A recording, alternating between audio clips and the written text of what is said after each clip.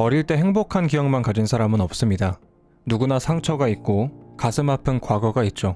근데 정도의 차이는 있어요. 누구는 어린 시절 받은 상처에 평생을 시달리는 반면에 누구는 그저 훌훌 털어버릴 수 있는 작은 상처에 그칩니다. 유복한 환경에서 많은 사랑을 받고 자란 사람은 그렇지 못한 사람보다 훨씬 안정적이고 특별히 모나지 않은 경우가 많습니다. 그래서 불우했던 가정에서 자란 사람은 좀 억울한 부분이 있죠. 왜 나는 그런 어려움을 겪고 왜 그런 상처를 받아야 했을까? 내가 무슨 죄가 있다고. 원망하고 싶다가도 아무 의미가 없는 짓임을 알면 이내 체념하고 말죠.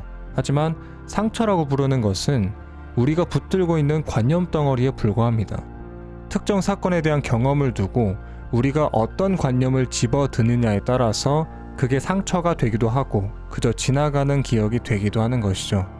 만약 부모님에게 사랑받지 못한 사람이 애정결핍을 갖고 있다면 그는 부모님 때문에 그런 어려움이 생긴 게 아니라 그런 경험을 통해 스스로 상처를 만들어낸 것이라고 봐야 합니다.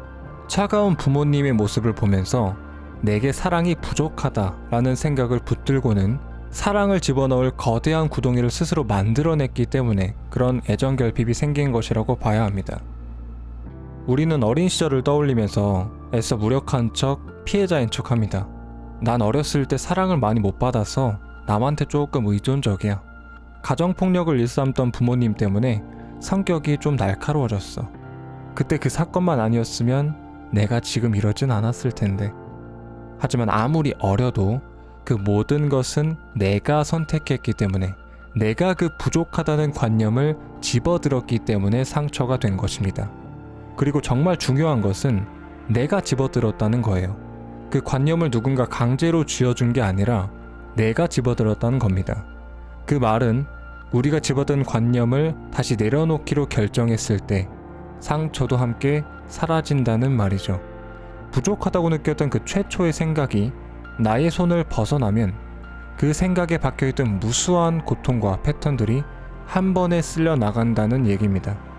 자, 예를 들어 볼게요. 고압적인 부모님 밑에서 항상 주눅 들어있던 아이가 있다고 해볼게요. 그는 성인이 되어서도 어린 시절 부모님의 영향으로 자신감 없고 위축된 모습을 버리지 못하고 살아갑니다. 과거에 원인이 있다고 지레 짐작은 하지만 과거를 바꿀 수는 없으니까 그저 받아들이고 살아가요.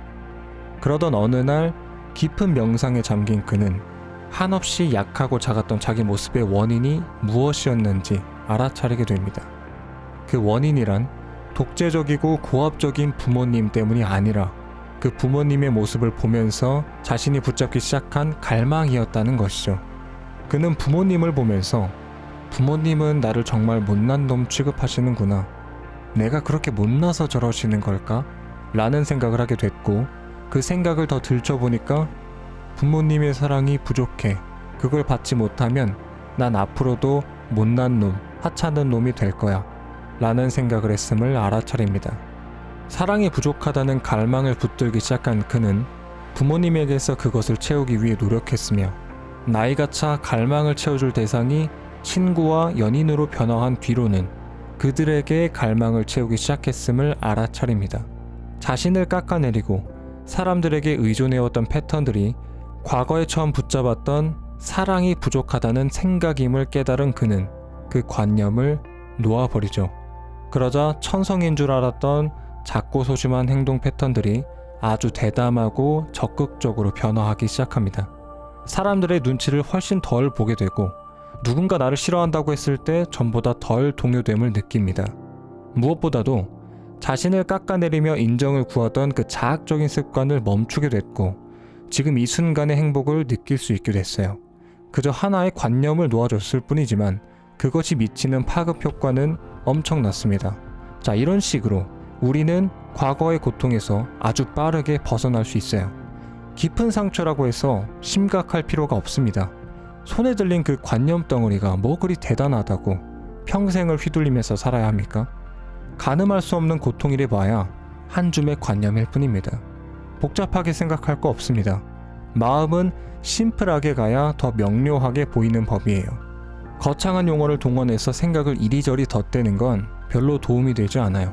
내가 어떤 관념을 집어들고 있었는가, 그 관념에 얼마나 빠져 있었는가, 이런 것을 파헤쳐서 알아내야 하고, 그런 다음에 알아차림의 상태로 들어가서 놓아버려야 합니다.